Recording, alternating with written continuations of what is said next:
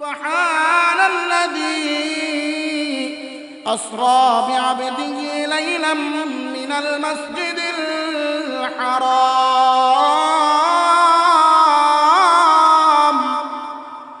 ইলাল মাসজিদিল আকসাল্লাযী বারাকনা হাওলাহু লিনুরিয়াহু মিন আয়াতিনা ইন্নাহু হুয়াস সামিউল বাসীর।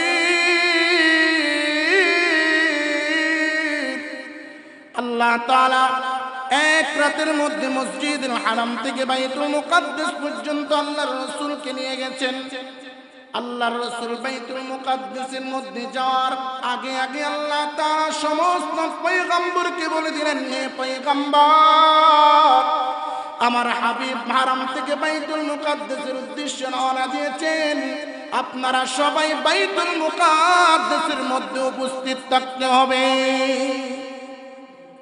আমার হাবিবকে অভ্যর্থনা জানানোর জন্য দুনিয়ার মধ্যে যদি কোনো বড় নেতা হয়, ওই নেতা যদি এক জায়গা থেকে অন্য জায়গায় সফর করে, ওই জায়গার নেতারা ওই নেতার জন্য, বড় নেতার জন্য অপেক্ষা করে কি করে না? ও বন্ধুরে আমার, যে রব্বুল আলামিন আল্লাহর রাসূল হাবিব রব্বুল আলামিন বললেন, ইমামের ইমাম হলেন সৈয়দুল মুরসালিন, নবীদের নবী হলেন রাহমাতুল লিল আলামিন, আমার হাবিব মুহাম্মদুর রাসূলুল্লাহ সাল্লাল্লাহু আলাইহি ওয়াসাল্লাম। আমার হাবিবকে অভ্যর্থনা জানার জন্য একজন, দুইজন, তিনজন নয়, সোয়া লক্ষ পয়গম্বর বাইতুল মুকাদ্দাসের মধ্যে উপস্থিত থাকবে আমার নবীকে অভ্যর্থনা জানার জন্য। আল্লাহর নবী বুরাকে উঠলেন বাইতুল মুকাদ্দাসের মধ্যে, সে সকল নবী আমার নবীকে অভ্যর্থনা জানাইলেন। ওইখানে সোয়া লক্ষ পয়গম্বর উপস্থিত ছিল। আল্লাহ বলেন, আমার নবীকে অভ্যর্থনা জানাইলেন। এই বাইতুল মুকাদ্দাসের মধ্যে আমার নবী 2 রাকাত নামাজ আদায় করবে। ইমামতি করবে কে? ইমামতি করবে কে? আযান কে দেবে? আযান কে দেবে? আল্লাহ তাআলার শাজিম থেকে জিব্রাইলকে ডেকে বলেন, জিব্রাইল তুমি আযান দাও। জিব্রাইল আমিন আলাইহিস সালাম আযান দিচ্ছেন। আল্লাহু আকবার, আল্লাহু আকবার, আল্লাহু আকবার, আল্লাহু আকবার। আশহাদু আল্লা ইলাহা ইল্লাল্লাহ, আশহাদু আল্লা ইলাহা ইল্লাল্লাহ। আশহাদু আন্নার মধ্যে জিব্রাইলের জবান বন্ধ হয়ে গেল। জিব্রাইল বললেন, এতগুলা নবী আছে, কোন নবীর নাম ধরবো? কোন নবীর নাম ধরে ডাক দেব? ইয়া আল্লাহ, একটু জানাইয়া দেন।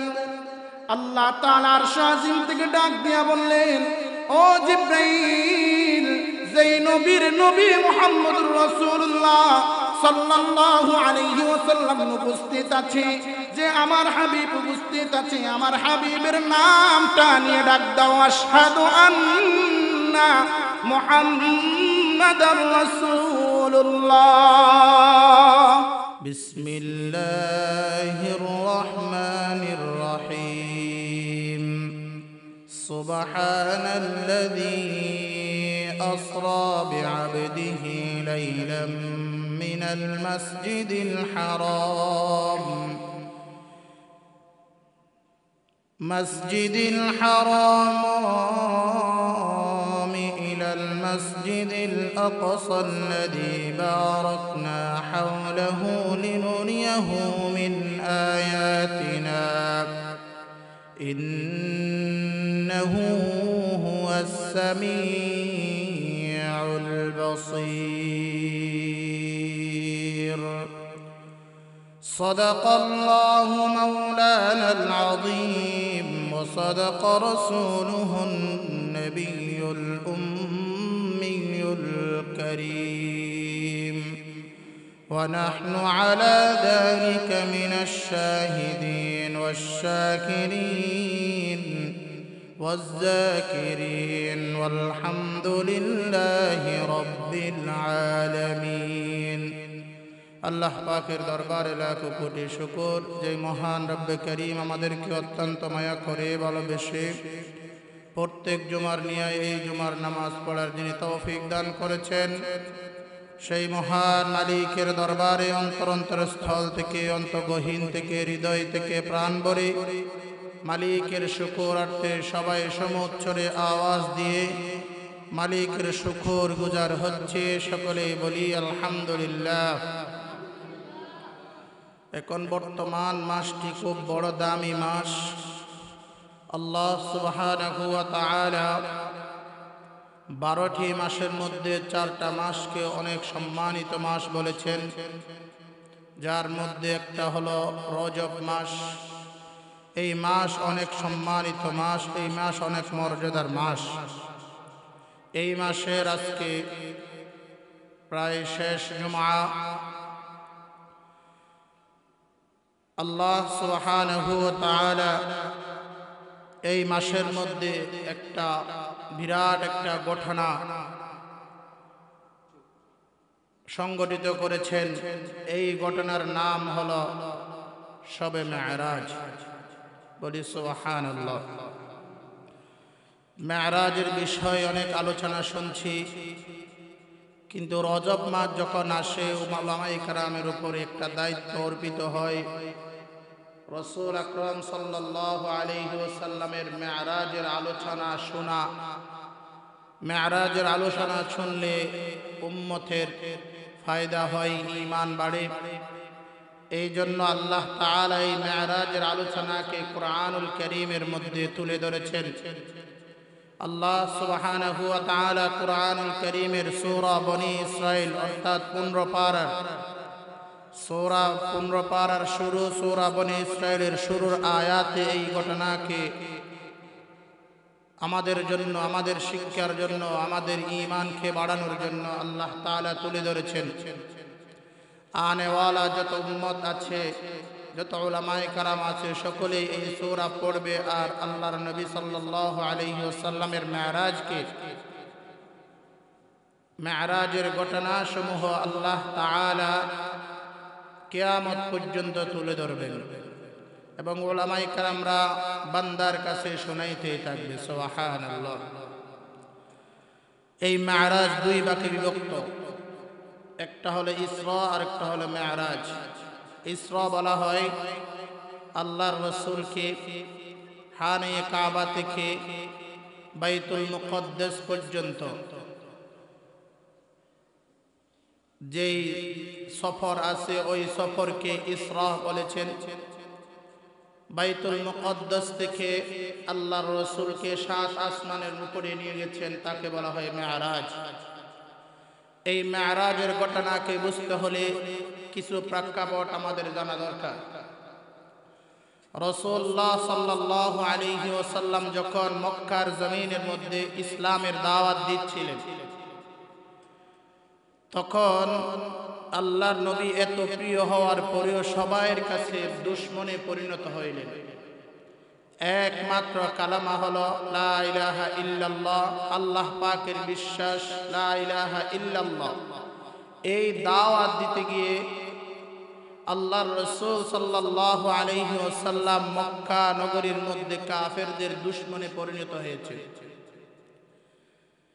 কাফেররা আল্লাহর রাসূলের সাথে দুশমনি করবেন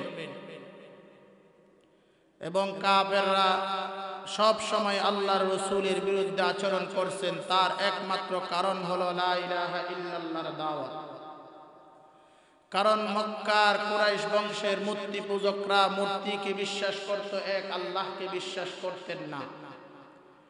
তার কারণে আল্লাহ সুবহানাহু ওয়া তাআলা রাসূল আকরাম সাল্লাল্লাহু আলাইহি ওয়াসাল্লামকে দুনিয়ার জমিনে পাঠাইয়া এক আল্লাহ পাকের একত্ববাদ করার জন্য, আল্লাহ পাকের উপর বিশ্বাস স্থাপন করার জন্য নবী আলাইহিস সালামকে পাঠাইলেন আর দাওয়াত দিলেন। এরপরে আল্লাহর নবী সাল্লাল্লাহু আলাইহি ওয়াসাল্লাম মক্কার ঘরে ঘরে যাইয়া ঈমানের দাওয়াত দেয়। জোরে বলে সুবহানাল্লাহ। ঈমানের দাওয়াত দেয় আর মক্কার বেঈমানরা আল্লাহর রাসূলের সাথে দুশমনি পোষণ করে। রাসূল আকরাম সাল্লাল্লাহু আলাইহি ওয়াসাল্লাম ইসলামের দাওয়াত দেওয়ার পরে কিছু মানুষ মুমিন হয়েছিলেন, একটা গোষ্ঠী, একটা মুমিন, কিছু অল্প মুমিন, অল্প মানুষ ইসলাম ধর্ম গ্রহণ করেছেন। অল্প মানুষ নিয়ে আল্লাহর নবী ইসলামের দাওয়াত দিচ্ছেন। রাসূল আকরাম সাল্লাল্লাহু আলাইহি ওয়াসাল্লামের তিনটা শক্তি ছিল। এক নাম্বার, আল্লাহর রাসূল সাল্লাল্লাহু আলাইহি ওয়াসাল্লামের দাদা জান আব্দুল মুত্তালিব যতদিন পর্যন্ত ছিল আল্লাহর রাসূলের দুশমনি করতেছিল, ঠিক আছে, কিন্তু পরিপূর্ণ ফায়দা, পরিপূর্ণ দুশমনি করতে পারেন নাই তার দাদার কারণে। প্রতিমধ্যে দাদা ইন্তেকাল করলো, এরপরে আব্দুল মুত্তালিবের হাতের মধ্যে আল্লাহর রাসূল সুপর্দ হইলেন। আবু তালিবের কাছে আল্লাহর রাসূল সুপর্দ হইলেন। আবু তালিব আল্লাহর রাসূলের দেখাশোনা করেন।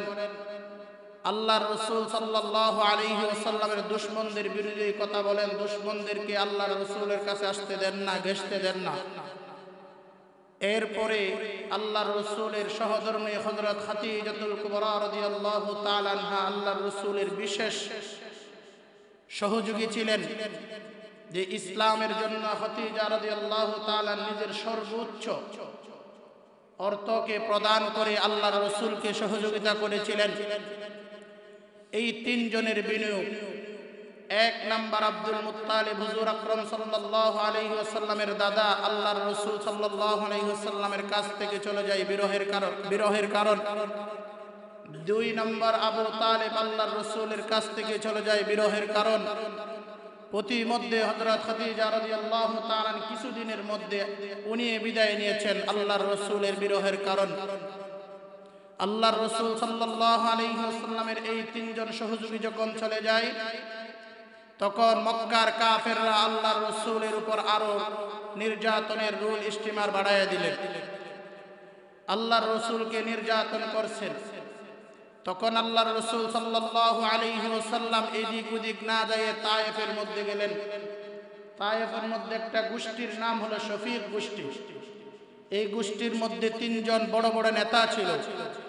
আল্লাহর রাসূলের আশা ছিল এই নেতাদেরকে যখন দাওয়াত দেব, যদি নেতারা ইসলাম ধর্ম গ্রহণ করে তাহলে আল্লাহ তাআলা তাদের উসিলায় ইসলামকে হেফাজত করবেন।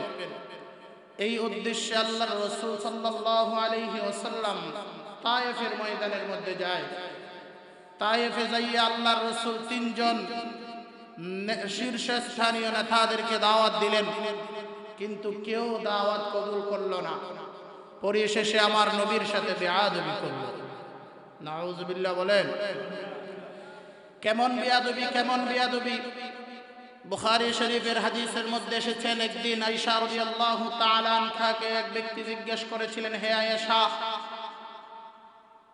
আল্লাহর রাসূল আল্লাহর রাসূল কে আয়েশা রাদিয়াল্লাহু তাআলা জিজ্ঞেস করলেন, ইয়া রাসূলুল্লাহ সাল্লাল্লাহু আলাইহি ওয়াসাল্লাম, আপনি উহুদ যুদ্ধের মধ্যে আপনার দন্দান মুবারক শহীদ হয়েছেন, এর চেয়ে কি বড় পরিস্থিতি কোথাও হয়েছিল কিনা?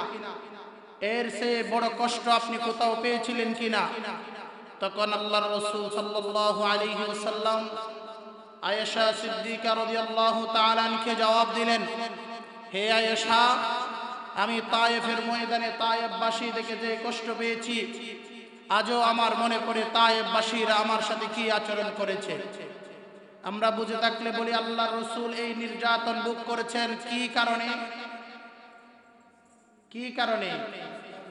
ঈমানের কারণে, লা ইলাহা ইল্লাল্লাহ মুহাম্মাদুর রাসূলুল্লাহ, লা ইলাহা ইল্লাল্লাহর দাওয়াত দেওয়ার কারণে আল্লাহর রাসূল তায়েফের ময়দানের মধ্যে নির্যাতন ভোগ করেছিলেন।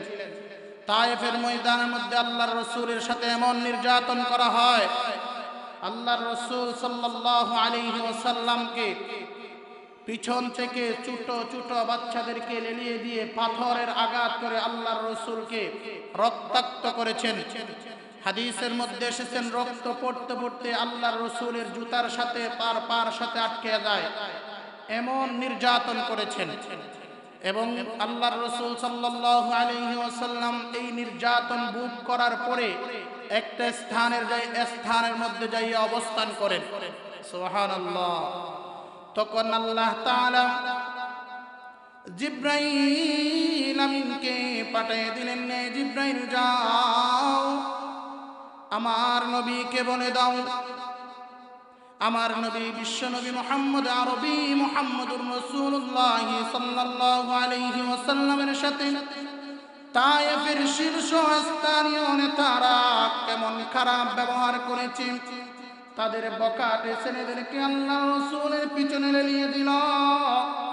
আল্লাহর রাসূলকে পাথরের আঘাত করতে করতে তার শরীর থেকে রক্ত প্রবাহিত হয়ে পায়ের মধ্যে জুতার সাথে পা জমাট হয়ে গেল। আল্লাহর রাসূল হাঁটতে পারে না, অমুক স্থানের মধ্যে আসে যাও। জিবরাইল আমিন আলাইহিস সালাম আল্লাহর রাসূলের কাছে আয়েশা বললেন, ইয়া রাসূলুল্লাহ, ইয়া হাবিবাল্লাহ, গো দয়ার নবী, আপনি একটু বলেন, আল্লাহ তাআলা পাহাড়ের নির্ধারক ফেরেশতাদেরকে বলে দিয়েছেন, আপনি যদি বললেন ফেরেশতা যাই বলেন তাই করবে, আর আপনি যদি বলেন তায়েফবাসীদেরকে ধ্বংস করার জন্য ফেরেশতারা তাও করবে। আল্লাহর রাসূল সাল্লাল্লাহু আলাইহি ওয়াসাল্লামের কাছে পাহাড়ের নির্ধারক ফেরেশতারা এসে বললেন, ইয়া রাসূলুল্লাহ, ইয়া হাবিবাল্লাহ, ওগো দয়ার নবী, ওগো রাহমাতুল লিল আলামিন, আপনি যদি অর্ডার দেন তায়েফবাসীদেরকে নিমিষের ভিতরে দুনিশ্বাস করে দেবেন, তায়েফবাসীদেরকে পাহাড়ের সঙ্গে লাগাইয়া দিয়া তাদেরকে ছিন্ন বিচ্ছিন্ন করে ফেলব। আল্লাহর রাসূল ফেরেশতাদেরকে ডাক দিয়ে বললেন, ও আমার ফেরেশতারা, আমি এমন নবী যেই নবী কারো কোনো উম্মতের কষ্ট দেখতে পারি না। আমি হলাম রাহমাতুল লিল আলামিন, আমি হলাম সাইয়্যিদুল মুরসালিন, খাতামুন নবিয়্যিন। তারা আমাকে চিনে নাই, তারা আমাকে বুঝে নাই, এই জন্য আমার উপর আঘাত করেছে। এই ফেরেশতারা তোমরা তাদের উপর চড়াও হইও না। আজ আমি তাদেরকে মাফ করে দিলাম, আর ভবিষ্যতে তাদের বংশ থেকে আমার উম্মতের আবির্ভাব হতে পারে। আল্লাহর রাসূল ফেরেশতাদেরকে বললেন, আল্লাহ তাআলা অর্ডার দিন, আমার রাসূল যেইটাই চাই ওইটাই করো। ও বন্ধুরে আমার, আল্লাহর রাসূল সাল্লাল্লাহু আলাইহি ওয়াসাল্লাম মক্কার জমিনের মধ্যে ফিরে আসেন। তার মনে অনেক ব্যথা। আল্লাহ তাআলা মনস্থ করলেন, আমার হাবিবের এমন ব্যথা আমি আল্লাহ পাকের কুদরতির অন্তরের মধ্যে সহ্য হয় না।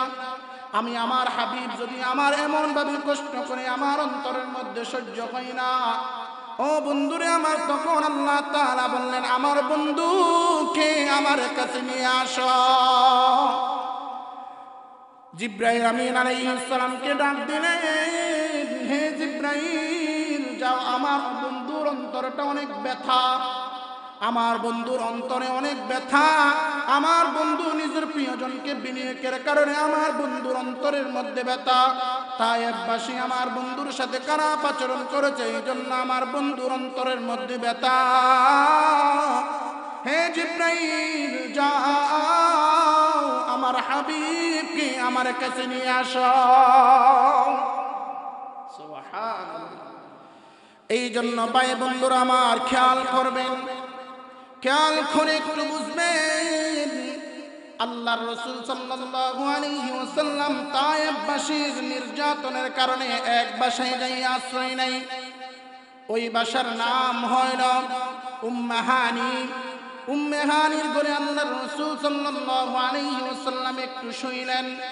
জিবরাইল আমিন আলাইহিস সালাম আগমন করলেন আর বললেন, ইয়া রাসূলুল্লাহ, ইয়া হাবিবাল্লাহ, ওগো দয়ার নবীজি, আপনাকে আল্লাহ তাআলা তলব করেছেন, চলেন আপনি আল্লাহর কাছে যাইবেন। আল্লাহর রাসূল বললেন, কিভাবে? জিবরাইল আমিন আলাইহিস সালাম জবাব দেন, আমি জিবরাইল, আপনার কোনো চিন্তা নাই। ও বন্ধুরে আমার, জিবরাইল আমিন আলাইহিস সালাম আল্লাহর রাসূলকে উম্মে হানির ঘর থেকে বাহির কইরা আল্লাহর রাসূলকে হাতিমে কাবার কাছে যায়।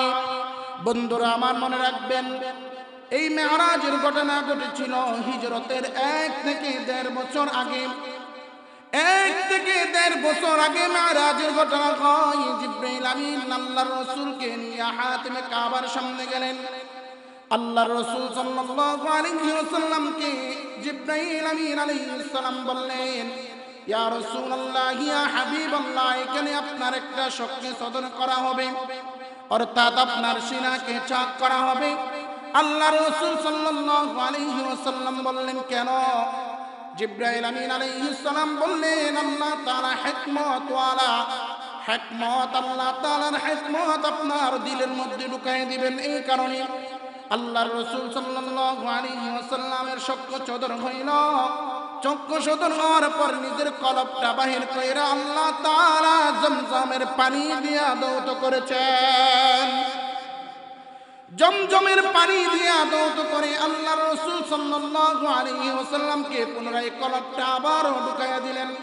আল্লাহর রাসূলের চক্ষু চদর হয়ে গেল। আল্লাহর রাসূলকে একটা চাপ দিলেন, এক সিনা অন্য সিনার সাথে লাগিয়ে গেল।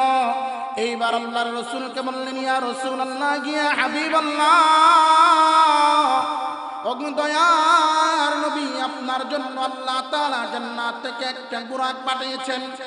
যেই বুরাক ছোট, যেই বুরাক কচ্ছরের চেয়ে ছোট, এমন একটা বুরাক আল্লাহর রাসূলের জন্য আল্লাহ তাআলা জান্নাতের মধ্যে পাঠায়। জান্নাত থেকে হাতিমে কাবার সামনে পাঠাইলেন। আল্লাহর রাসূল সাল্লাল্লাহু আলাইহি ওয়াসাল্লামকে জিবরাইল আমিন বললেন, ইয়া রাসূলুল্লাহ, ইয়া হাবিবাল্লাহ, আপনি এর উপরে পদার্পণ করুন, আপনি এর উপরে উঠেন, আপনি এর উপরে উঠবেন। এইটা নিয়ে আপনাকে ইলাল মসজিদিল হারাম, ইলাল মসজিদিল আকসা, আপনাকে এই বুরাক নিয়ে মসজিদ হারাম থেকে বাইতুল মুকাদ্দাস পর্যন্ত নিয়ে যাওয়া হবে। সুবহানাল্লাহ। আল্লাহর রাসূলকে জিবরাইল আমিন আলাইহিস সালাম উঠাইলেন বুরাকের মধ্যে। আল্লাহ তাআলা সেই ঘটনা কুরআনুল কারীমের মধ্যে বলেন, সুবহানাল্লাযী আসরা বিআবদিহি লাইলাম মিনাল মাসজিদিল হারাম ইলাল মাসজিদিল আকসাল্লাযী বারাকনা হাওলাহু লিনুরিয়াহু মিন আয়াতিনা ইন্নাহু হুয়াস সামিউল বাসীর। আল্লাহ তাআলা এক রাতের মধ্যে মসজিদুল হারাম থেকে বাইতুল মুকাদ্দাস পর্যন্ত আল্লাহর রাসূলকে নিয়ে গেছেন। আল্লাহর রাসূল বাইতুল মুকাদ্দাসের মধ্যে যাওয়ার আগে আগে আল্লাহ তাআলা সমস্ত পয়গম্বরকে বলে দিলেন, হে পয়গম্বর, আমার হাবিব হারাম থেকে বাইতুল মুকাদ্দাসের উদ্দেশ্যে রওনা দিয়েছেন, আপনারা সবাই বাইতুল মুকাদ্দাসের মধ্যে উপস্থিত থাকতে হবে। আমার হাবিবকে অভ্যর্থনা জানানোর জন্য দুনিয়ার মধ্যে যদি কোনো বড় নেতা হয়, ওই নেতা যদি এক জায়গা থেকে অন্য জায়গায় সফর করে, ওই জায়গার নেতারা ওই নেতার জন্য, বড় নেতার জন্য অপেক্ষা করে কি করে না? ও বন্ধুরে আমার, যেই রব্বুল আলামিন আল্লাহর রাসূল হাবিব রব্বুল আলামিন বললেন, ইমামের ইমাম হলেন সৈয়দুল মুরসালিন, নবীদের নবী হলেন রাহমাতুল লিল আলামিন, আমার হাবিব মুহাম্মদুর রাসূলুল্লাহ সাল্লাল্লাহু আলাইহি ওয়াসাল্লাম। আমার হাবিবকে অভ্যর্থনা জানার জন্য একজন, দুইজন, তিনজন নয়, সোয়া লক্ষ পয়গম্বর বাইতুল মুকাদ্দাসের মধ্যে উপস্থিত থাকবে আমার নবীকে অভ্যর্থনা জানার জন্য। আল্লাহর নবী বুরাকে উঠলেন বাইতুল মুকাদ্দাসের মধ্যে, সে সকল নবী আমার নবীকে অভ্যর্থনা জানাইলেন। ওইখানে সোয়া লক্ষ পয়গম্বর উপস্থিত ছিল। আল্লাহ বলেন, আমার নবীকে অভ্যর্থনা জানাইলেন। এই বাইতুল মুকাদ্দাসের মধ্যে আমার নবী 2 রাকাত নামাজ আদায় করবে। ইমামতি করবে কে? ইমামতি করবে কে? আযান কে দেবে? আযান কে দেবে? আল্লাহ তাআলার শাজিম থেকে জিবরাইলকে ডেকে বলেন, জিবরাইল, তুমি আযান দাও।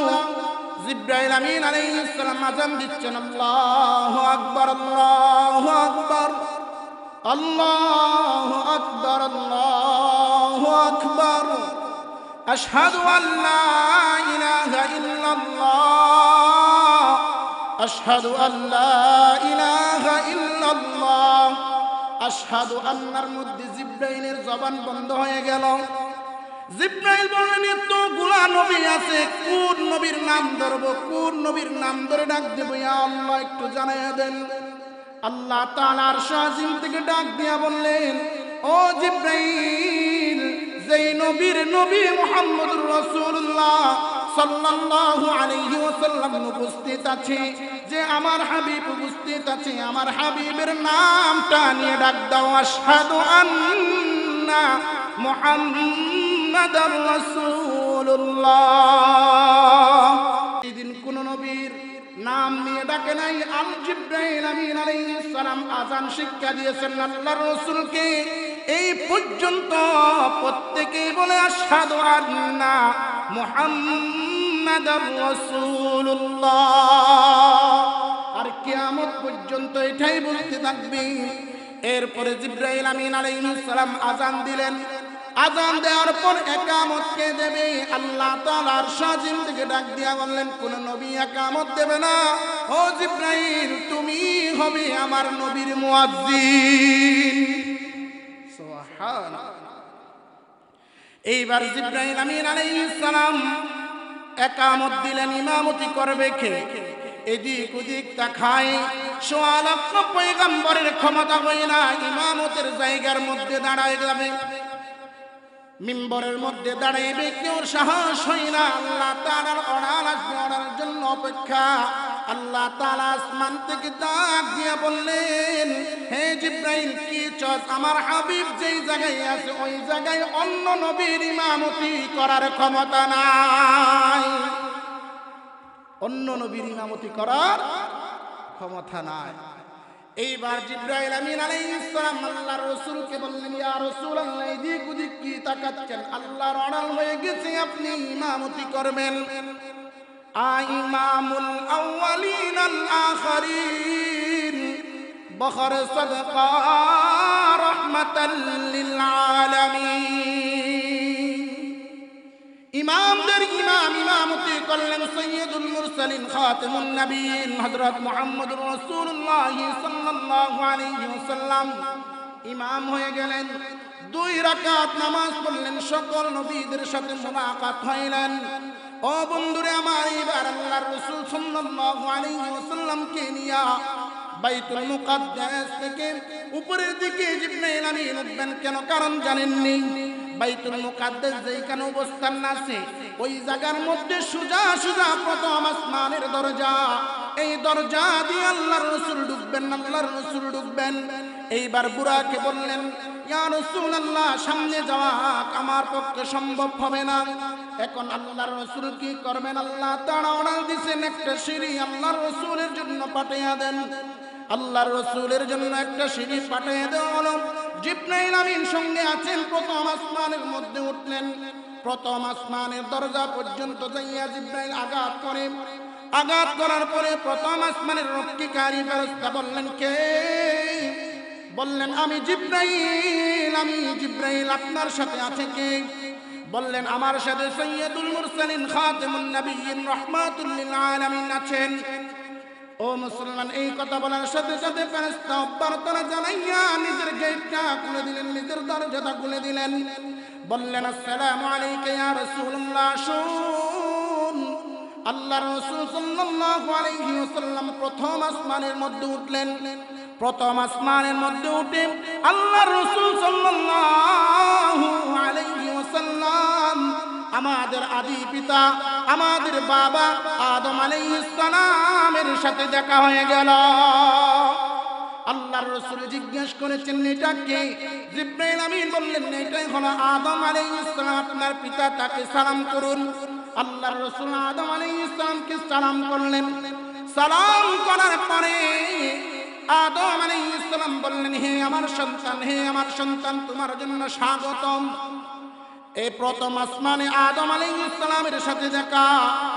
এইবার আদম আলাইহিস সালাম বললেন, হে আমার সন্তান, দেরি করিও না, আপনার আল্লাহ, আমার আল্লাহ, আপনার মাওলা আপনার জন্য অপেক্ষা করছেন, একটু তাড়াতাড়ি চলে যান।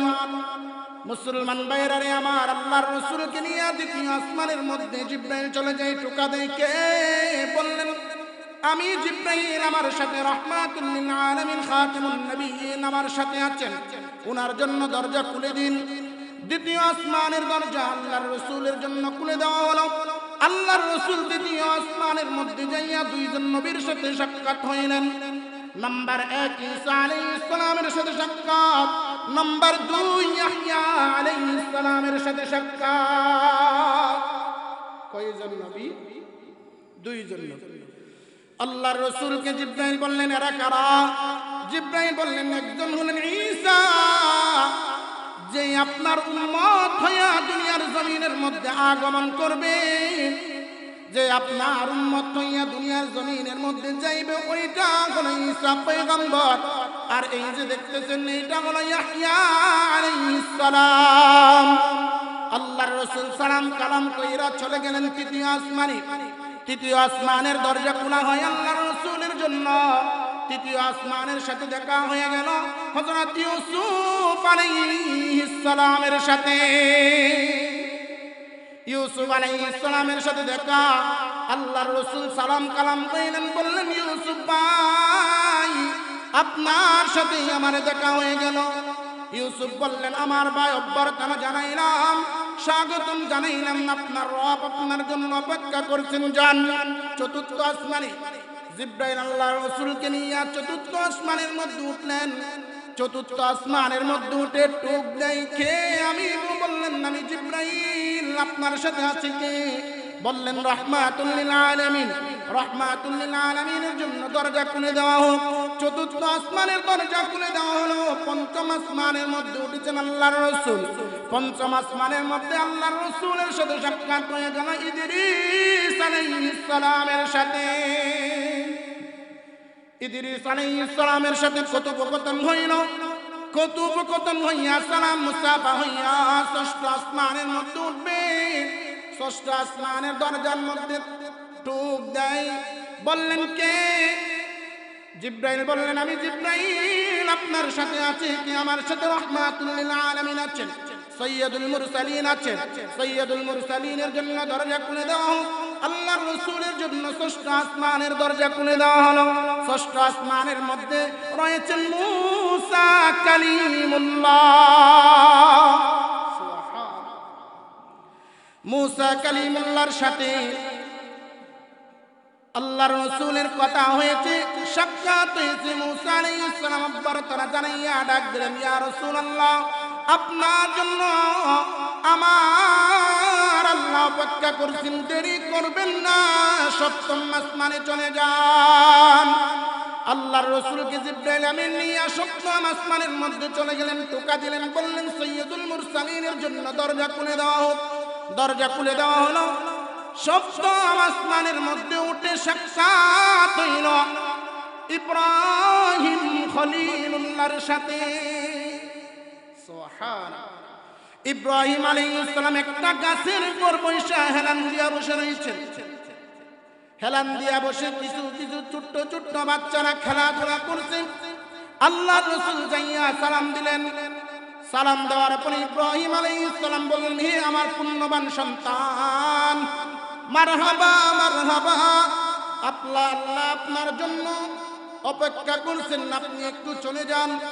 জিব্রাইল আমিন আলাইহিস সালামকে আল্লাহ তাআলা ডাক দিয়া বললেন, হে জিব্রাইল, আমার হাবিবকে সপ্তম আসমানের মধ্যে যে জান্নাত আছে, সমস্ত জান্নাত এবং জাহান্নামকে সাইর করায় আনেন। দেখান আমার নবী। আল্লাহর রাসূল সাল্লাল্লাহু আলাইহি ওয়াসাল্লাম সপ্তম আসমানের মধ্যে ঘোরাফেরা করলেন।